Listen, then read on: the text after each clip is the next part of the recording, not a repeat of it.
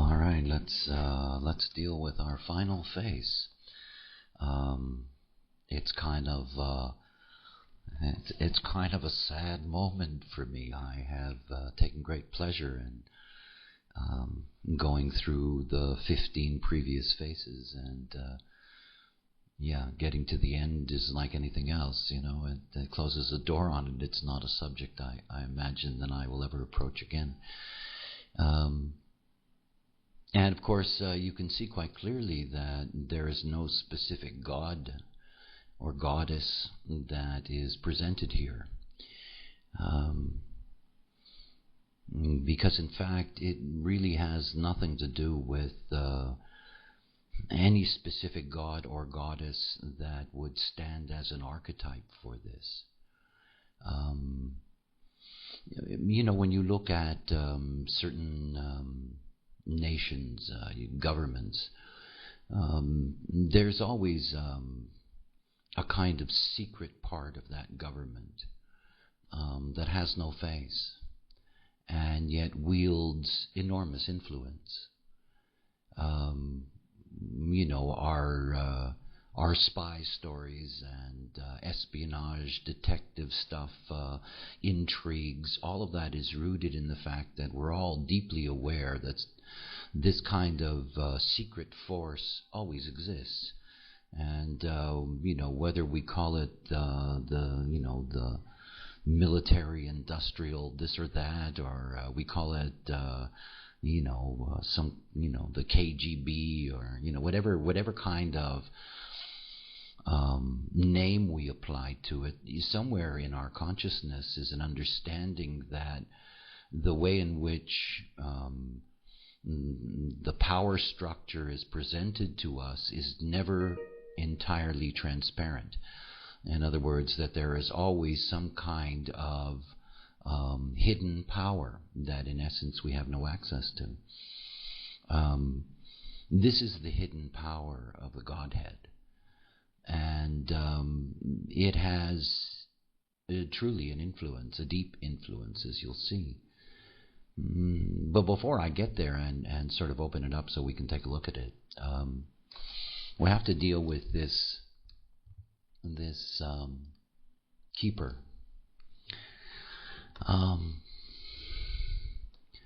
There's a lot of very interesting traditions that have floated around in various cultures. And one of the things that has always fascinated me is these stories about the keepers of the world. And in these myths, basically it is about human beings who've been endowed with a hidden responsibility. They never know. They never know that they have been given that responsibility. They never know what in fact they are actually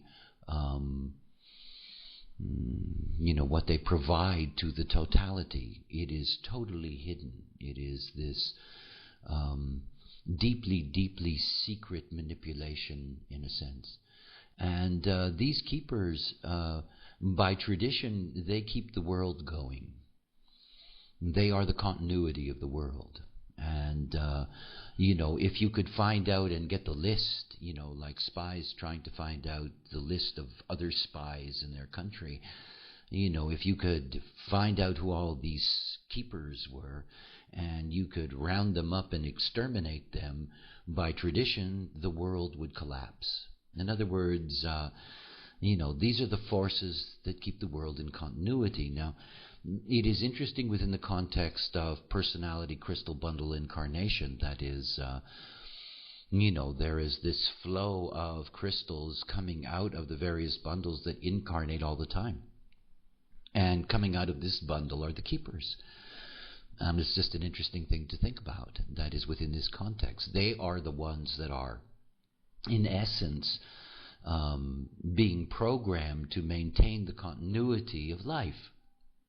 They don't know it by tradition, and they are unaware of the forces that secretly are doing that, if you know what I mean. In other words, this is all deeply, deeply hidden. It's sort of like this odd character, in this old Tibetan wheel, hiding behind the wheel. There is this secret force, in essence, that maintains the continuity of all life. These are the keepers.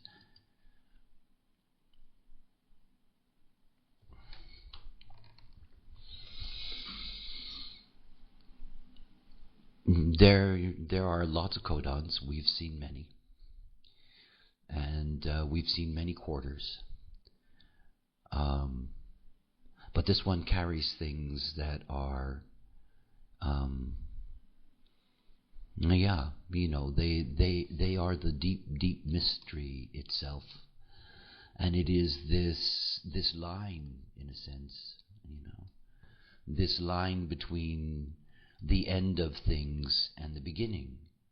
This is the continuity of life. This is the Alpha and the Omega. This is where the Alpha and the Omega lives, or the Omega and the Alpha. It just depends on what your perspective is. I'm more attuned to Omega Alpha than Alpha Omega, but anyway, this is quite a place. This is where things close, and yet this is where they open. And you can see that there is within this the deep continuity that is there at both levels, in that sense of the build up to this construct. Here is this yin-yang, beautiful, dynamic that is the foundation, the this and that foundation, the pure this and that foundation, that becomes this transference point in the wheel that goes from the end to the beginning, and that at every single limitation leads to a new life. I mean, this is the magic. There is no end to a wheel. I guess it is why it is such a magical symbol. I mean, there is no end. All these ends are nothing more than artificial constructs. To say that there is an end between the 66 and the 41-1 is a joke, after all, because there is just the continuity of the wheel. And when the sun reaches the 60th gate, the 6th line, it doesn't disappear and never come back. That the year that ends isn't the end. That it's just another day, like your birthday. That feeling of, is this really a turning of a wheel? Is this really a cycle? Because it seems like just another day. I mean, this is the magic of the continuity of life. It is seamless. This in and out and in. It's seamless. See, we put a great deal of emphasis, I do, in the magic of the 41st gate. I mean, this is the only initiating codon. It stands alone. And as an initiating codon, it is a key to understanding cycles in the context of human design. The rave new year begins with the sun in 41-1. The 41 is the root pressure of the human experiential way that rises through the 30, 36, and 35. It is the very basis of human life. I mean, the very basis of human life. And that the cycle of being human, the cycle of being a nine-centered being, that everything about being a nine-centered being is that this 41 marks the beginning of everything. But in my emphasis in that sense on the 41, what is missing is an emphasis on the 60. I mean, these two hexagrams, they have an extraordinary relationship to each other and have extraordinary importance to all of us in terms of the way in which life works. And the most important keepers that we're ever going to meet are the keepers that straddle this line, that maintain this continuity so that there is no such thing as limitation, that it is an illusion. And this is the great teaching of this face. It is an illusion. The end of your life is an illusion. The life itself has been an illusion. There is no end. There is no end. Limitation is not the end. We can come to it. We can stand there. We can be like the sun in the 6th line of the 60 and walk across the line. Doesn't stop. You see, we're caught in an illusion. And this is one of the most powerful things that the program puts into us. Remember that we're dealing with personality consciousness manipulation. What is the manipulation here? See, as long as human beings have displayed any kind of self-reflected intelligence, they have been in awe of death. Imagine it. You know this in one way or another, whether with a human or with an animal. But think about it in the context of deep intellectual limitation.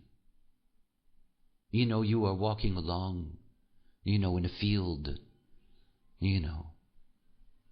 and whatever, the one beside you falls, hits their head on a rock, dies.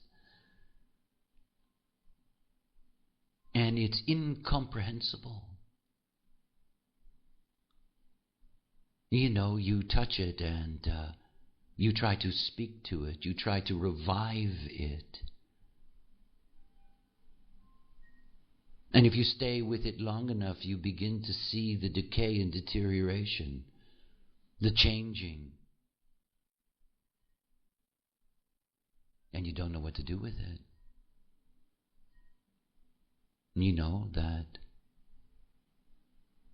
That dead thing. So you try to give it another kind of life. All the rituals that arise out of this fascination with death. And there is a question that is there. It is this deep question. And it's a question that the program gives us this hidden flavor. There's something else, because there is no end. There is no end. So there has to be something else. It's what this face brings to the deep unconscious. It's why we think so many human beings believe deeply that there is a heaven, that there is a hell, that there is another life, that there is, all the stories that come from all the religions about what is there beyond. And no matter how we look at that, whether we see it as primitive or absurd or whatever, each and every one of us has within us the influence of the keepers. And they are whispering the secret in our ear. They're saying, there is no end. There is no end. And so we construct all of these things. We begin to imagine them and put them in place. We add them to the growing density of the Maya. And depending on our physical experience, our tribe, its geography, and all the other things that go with it, out of that come all of these stories about beyond. That there is, beyond the limitation, there is a new experience waiting. It's this incredible counterpoint. This new experience is waiting. You see, the 60th gate is the gate of the old. The old, in a sense, the aged, the ancestors, the history, the past. It is the font of the process. It is the source of all mutation. And yet it carries the name limitation. This illusion of completion, this illusion of a barrier. I mean, I know I carry the 60th gate. I carry the 41. I mean, I have a sense of the joke of the 60. You know, because the limitation is simply there in order to establish the potential of transcendence. There are no limitations because there is no end. This is a wheel. This is a wheel. Why do you think that the wheel has such power over our consciousness?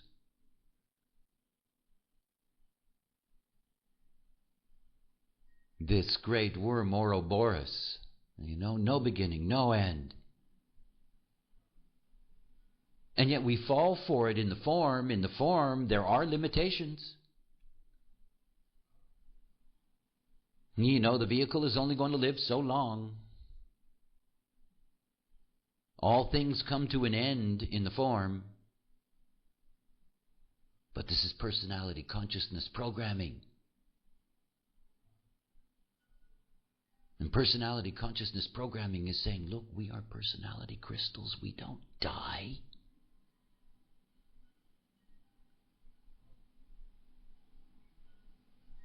That is not even worthy of consideration. Personality crystals are relatively eternal. We don't die.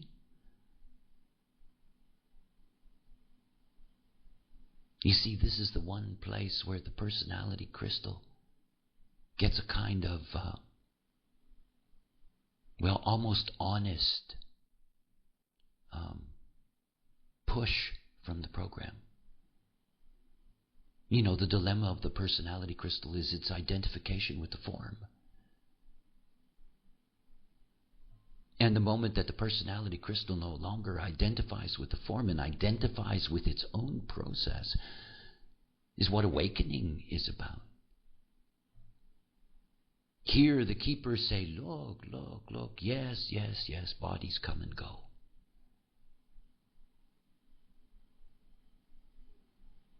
But we are forever. I sound like a diamond commercial, don't I? That's kind of cute. Diamonds are forever. Anyway, we're forever.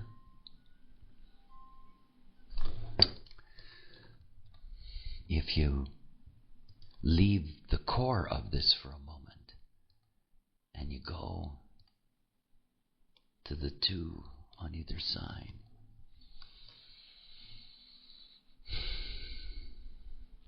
Inner truth. It sounds great. It is merely an inspiration in that sense. And it is the inspiration that is only possible when one embraces both the fact that there is an end and there is no end.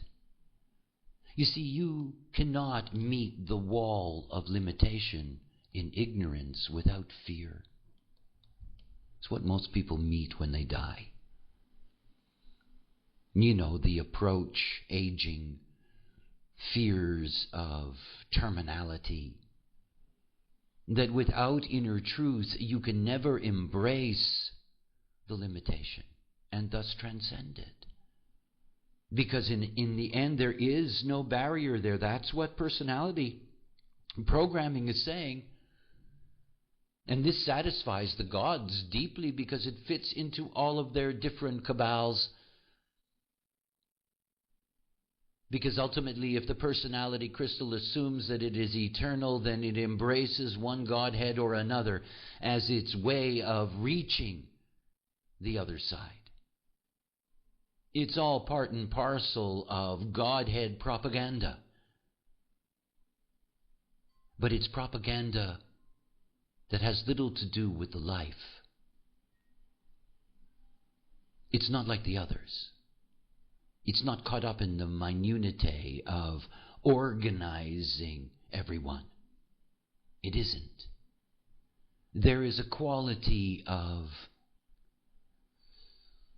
spirit that is here, that is not in the others.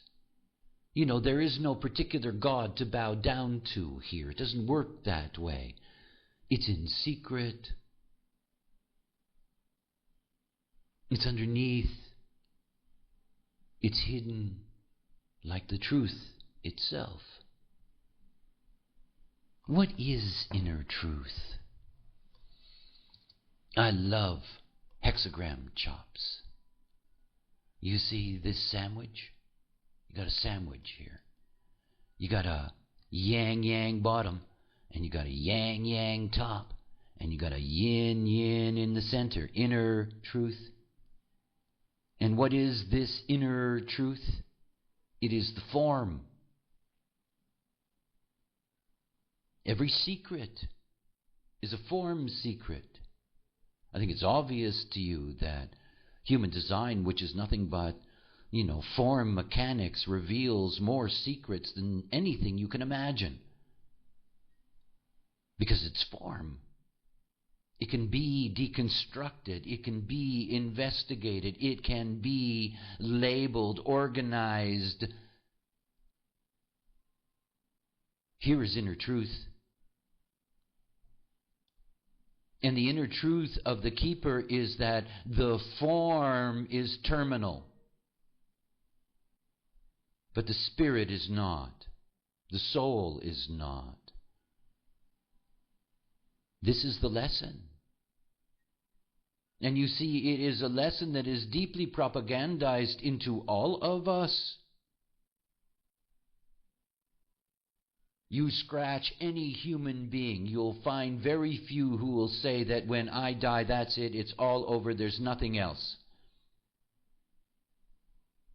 They exist, by the way, but there's not a lot of them. It is the power of this inner truth. It is the secrets that go to the grave, because the secrets are all in the form. And the moment that you can accept that the form is terminal, but the spirit is not, then embracing death becomes ordinary. And it is ordinary, isn't it? Every day, millions of beings embrace death.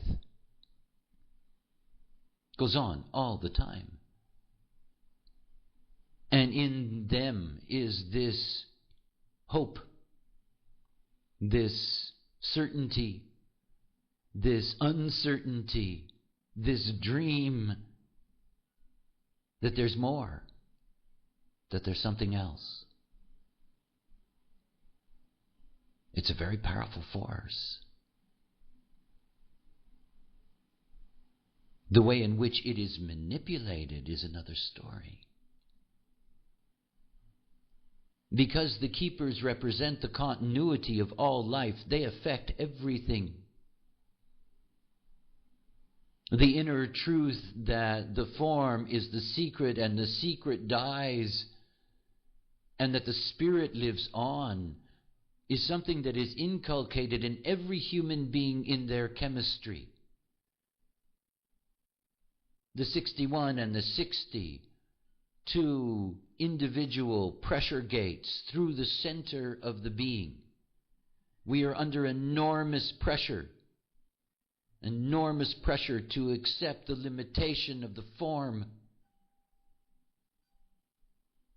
and to dream and cherish that there is something beyond it, that the form is low and the spirit is high, that the form is base and the spirit is holy.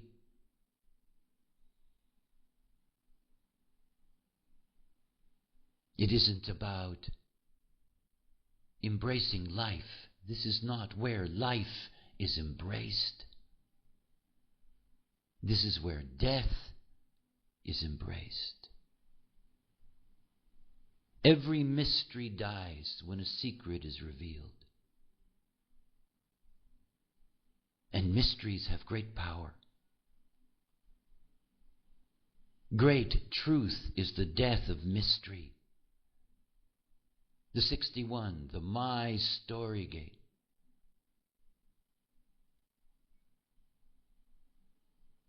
That great truth for us frees us to die. See, most beings, when they think about the 61st gate, they see it within the context of its intellectual, mutative potential. But everyone who carries the 61, is trying to, in essence, kill the mysteries,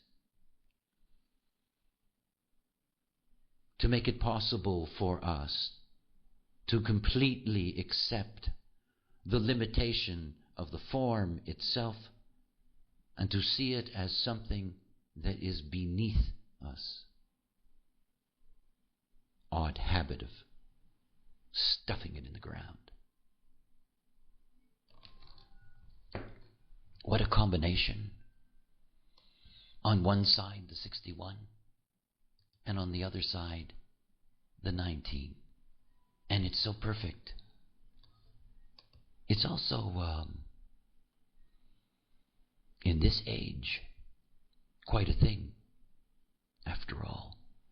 The 19th gate is under enormous pressure from the histidine codon from 49 and 55, particularly, obviously, the 49.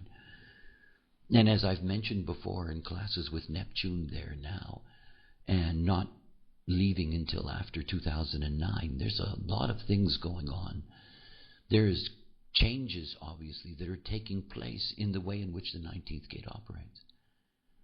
And one of the things to grasp about the 19th gate is that it is totally oriented to the form principle.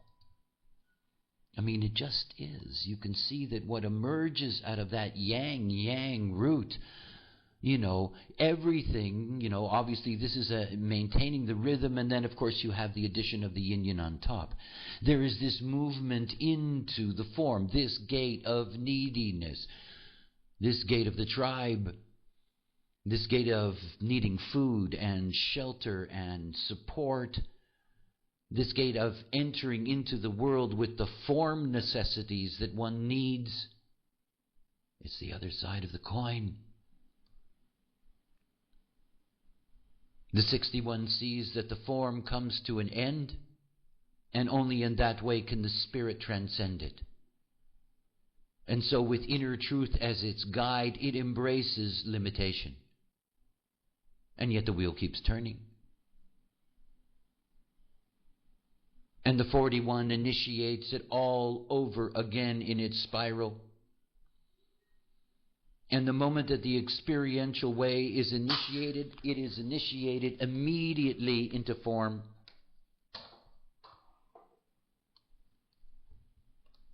It's life and death and life. It's like what we do with the 6-3 profile. We never see that the 6-3 profile is in essence the same as the 4-1 profile. We're fascinated by this shift from the right angle to juxtaposition to the left, but we don't see that the 6-3 becomes something else. It becomes a 1-3. And that transition from the 6-3 to the 1-3 is the continuation of the spiral. There is no end. And in the relationship of the 6-3 with the 1-3, with the threes underneath, because the shift is in the personality only, that continuity in the spiral of purpose is all rooted to the material plane, to the 3, to the trial and error that is presented to us by the 41 as it pushes us into the human experiential way, where the fates will guarantee that every life is a challenge, that every path is an adventure. See, this is the one face of all the faces that I like, in the sense that it is the least, I was going to say offensive to me. It's the least in your face. Let's put it that way. It doesn't carry a lot of baggage with it. It isn't really concerned about, how we go about the business of life itself. It's about ends and beginnings. It is about continuity. I am somebody that knows. I am a knower. It's what I'm here to be. I know that there is continuity of the personality crystal. I know that the personality crystal will move from life to life.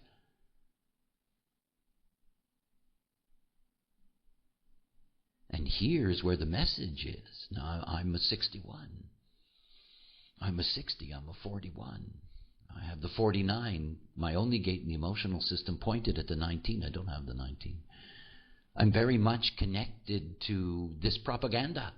I'm very much connected to its influence on my understanding of the nature of the personality. We are all deeply impacted by these Godheads and the way they emerge in our charts.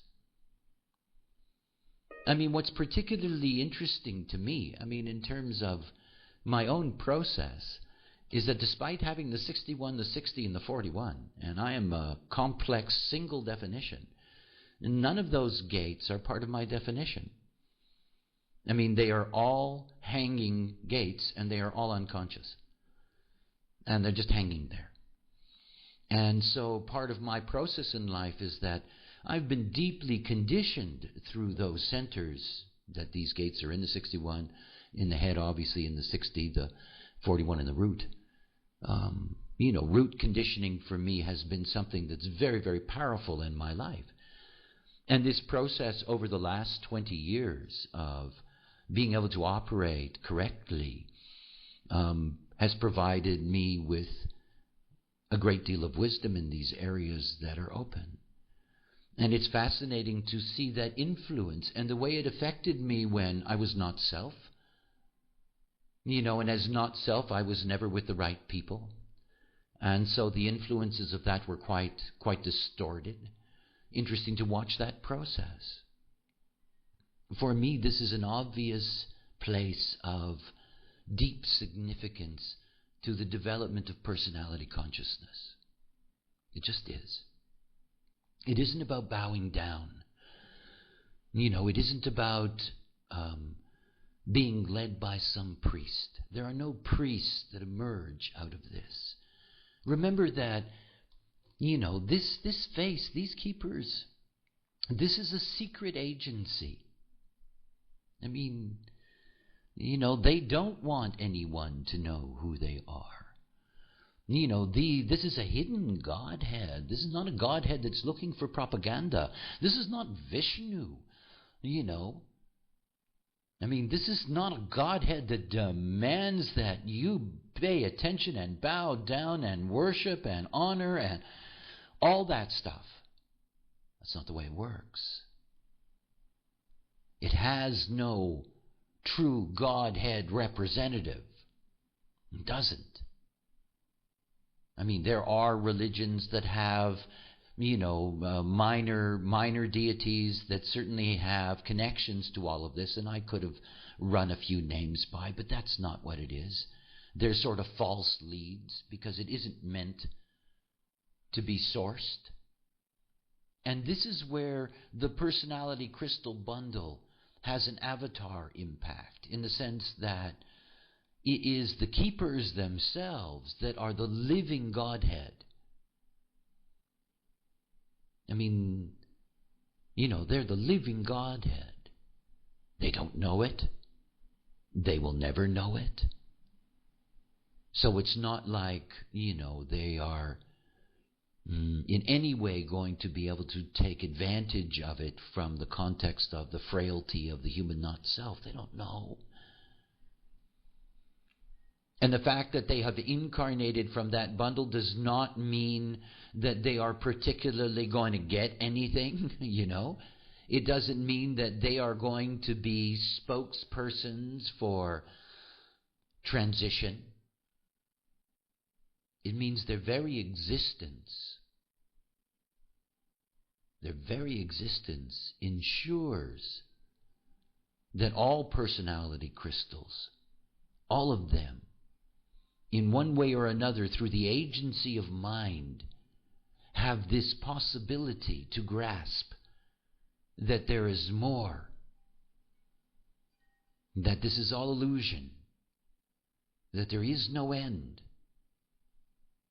that it's just a continuity, and in that be freed of the fear. It's not enough. I know it's not enough. It's not enough to think such a thing. It does not make a difference in the life. After all, I am here to teach form principle, and that the life is determined by the form. And the correctness in the life, which means both the correctness in the way one lives and in the way one leaves this plane, is rooted in one's inner authority and the way in which one makes decisions in one's life. This is the only way that one can truly embrace the form that is terminal. This is the ride we're given. We are not given an immortality trip. We are given a Terminator ride, a phased vehicle. And we're here to embrace that process as personalities, and not to see the form as the enemy. We are not Buddhists. Not to see the form as the root of suffering, as the burden, as the place of sin and loss of grace, the place of the fall, the horror of the flesh, the madness of the animal. You see, this is what the Godhead does.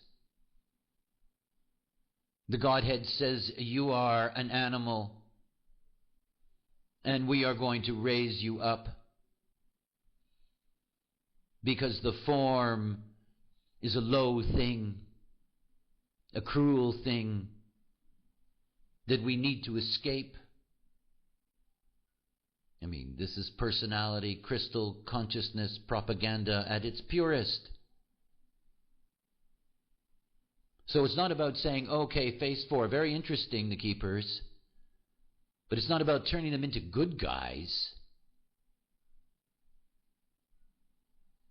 Because in fact, the propaganda that comes out of this phase is the deep limitation of living in form.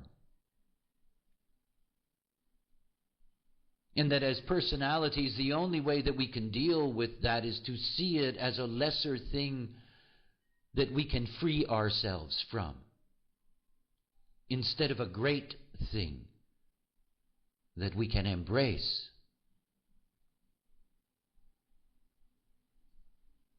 See, I try to stress in my teaching that the personality and the design have no natural relationship to each other. They are not alike. They are similar in some senses, obviously the outer planet configurations, but they are not alike. They have a very different purpose. They have a very different process. They are trapped by the monopole in a juxtaposed illusion. And there is a struggle that emerges, that carries through the entire life. This struggle between the personality and the design. This struggle between mind and the vehicle. And in this struggle within the context of the not-self, you can see it so clearly that the mind struggles with the vehicle, struggles with form, struggles with the form that it cannot control, and it tries desperately to control it. It loses all its power in that obsession. And in that obsession, we see the weakness of the form as it's presented by the personality. The pain, the disease, all of the things that come with it. See, it's one of the things that I find so offensive about personality consciousness, is that there is no framework within it. Even when you look at the Godhead of civilization, there is no framework in it that says the form is the story, is what is worthy of our embrace. No, it just predicts what will come, the suffering.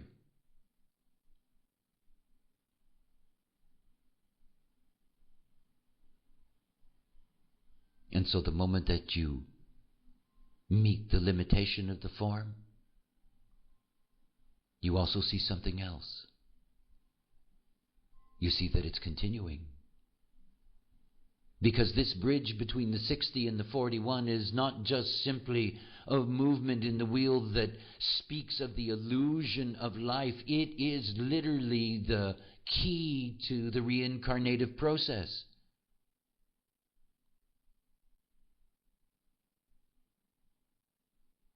Driving us back into the world, into the form, because this is where it happens. You know, when you leave the body, you die. Your personality crystal is floating around there, waiting for a pickup. You know, once it returns to the bundle, there is no consciousness related to it. I mean, you know, this is software. It's not hardware. I mean, personality crystal in a plant and a personality crystal in a human. The level of consciousness is very different, isn't it? It's not a difference in the crystals. They're both personality crystals. They are the same software. They're just limited by the hardware. Now, if you take the hardware away, well, there's just the hum, you know. There is no consciousness. It's not like that crystal's in the bundle saying, "How was your life?" You know? It doesn't work that way. And you see, this is a secret agency. And they don't tell you that. You know? You don't get that. See, when I have taught Dying, Death, and Bardo,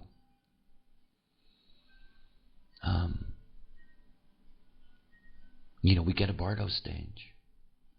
Those of us that are privileged enough not to be burned or buried in a hurry. The Bardo stage, which can last up to 72 hours, is the only out-of-body personality experience that is conscious. And it is not really out of body because it is taking advantage of the length of time it takes for energy depletion in the brain itself. Until the last of neurons fire, you can be quite dead and your brain is still carrying potentials. That's the joke. The cruelty of personality propaganda. You see, this face says to you, look, there's continuity. This is an illusion. The personality goes on forever. And you'll know that when you die. And sure enough, death comes. And of course you get this taste of something that appears to be, and it is in many ways, separate from the form principle process. But then it's gone. And it's over. And there's the big, deep silence. The timeless silence. I guess like the sleep. That you don't know the time that passes. Until or if you awaken. You see, it is a promise that does not carry truth or complete truth in it.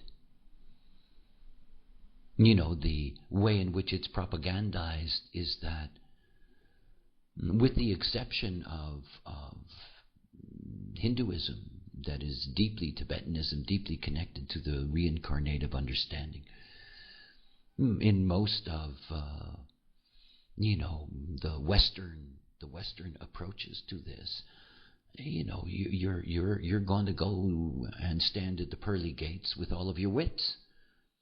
You're going to be a little bit angelic looking, but you're still going to have yourself and your memory, and you're going to look down and wonder about Aunt Rosie and blah blah blah and all that stuff. I mean, come on. And it's something that, despite my glibness about it, is deeply believed in by billions of human beings. I mean, billions of human beings.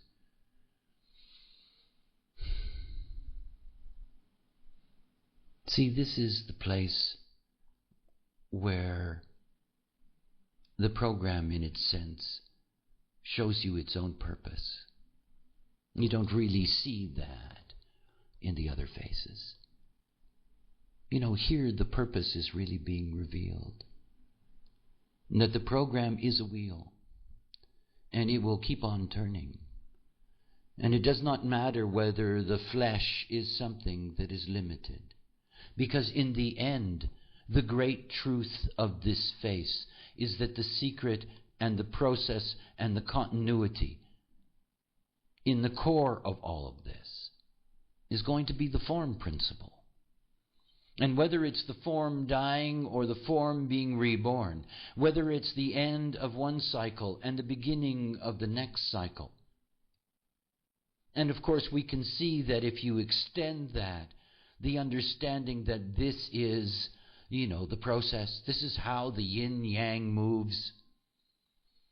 And in this dualistic process, we are going to go through these cycles one after the other, endlessly in this life.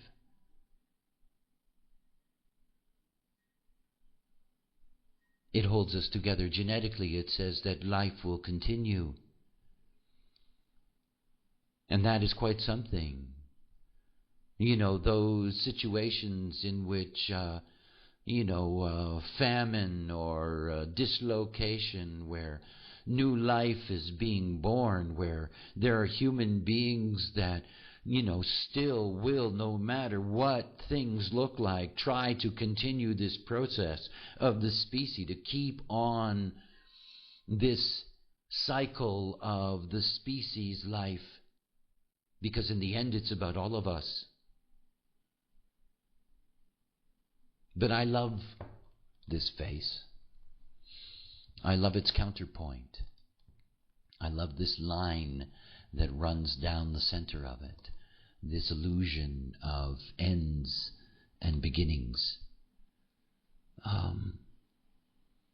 Here is the great mystery. This is, this is what it's all about. You know, here is the challenge in life, to find a way for the yin and the yang to be able to live in harmony in the cycle. In harmony. The personality crystal never really gets to enjoy its role as long as it doesn't have its role. As long as it's desperately trying to be the vehicle, which it can never be. And in trying to be the vehicle, learns to see the vehicle as a problem and not as the solution. This knowledge allows the vehicle to become the solution and to open up the possibilities for the personality to understand its process, to be able to penetrate the illusion, to be able to express its unique outer authority. Go back to the 61, the step before the end. That the inner truth is there, that it is our goal in every cycle that we kill the mystery, that we end it, that we find the secret, that the secrets are here for us, but they're always in the form, always, because it and it alone is life. Only the form. This is life. It's so magical, it's so beautiful, so intricate. These vehicles of ours, they're fantastic. I mean, they are science fiction. What these things do, how they function. I mean, there are so many millions and millions of processes going on in any second. The complexity of them. This is not just meat. This is something that is endowed with spectacular, organized intelligence. This is not a lesser thing. This is not simply the package that we get placed in. It's the other way around. It is the monopole of the fetus that calls in the personality crystal. It's not the personality crystal that decides what form it's going to have. And it's pulled in without choice, without selection.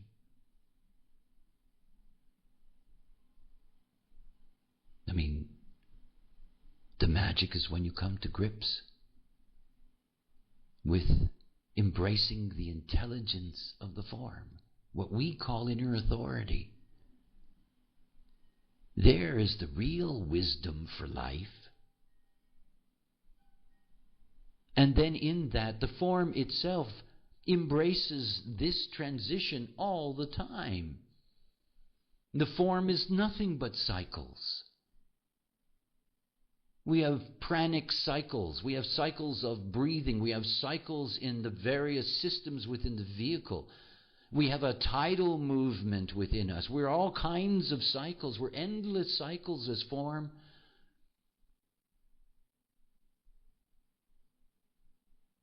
And the moment that the vehicle is the guiding force, it doesn't embrace the cycles. It is.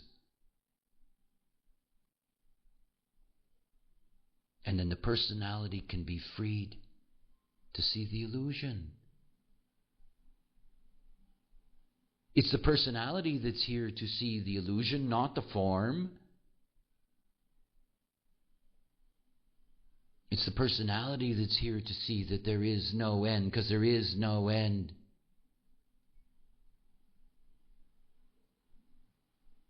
But But it is also for the personality to totally embrace its partnership with the form.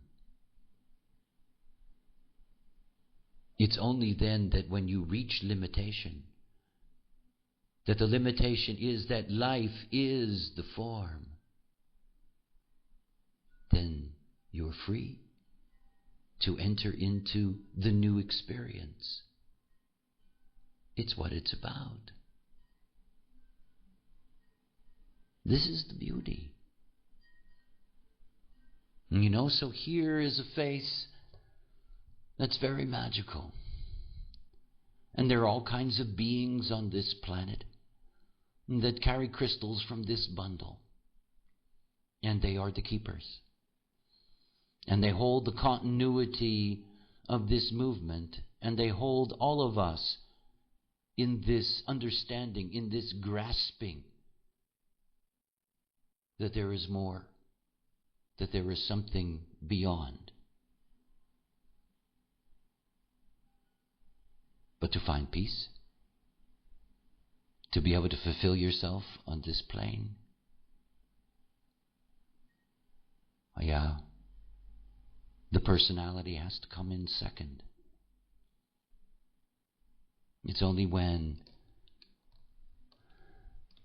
it accepts its place, that it was brought into a life, that it is intended to observe it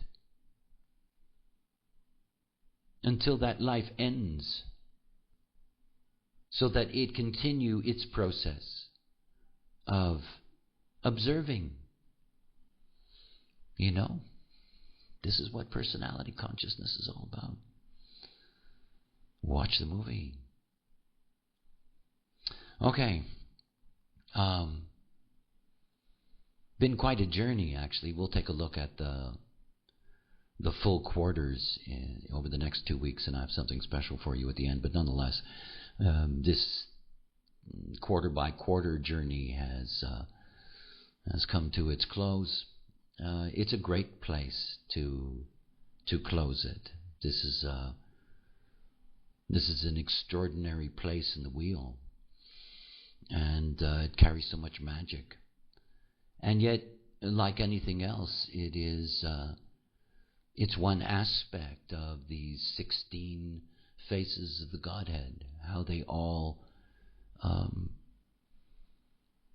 put so much pressure on personality consciousness.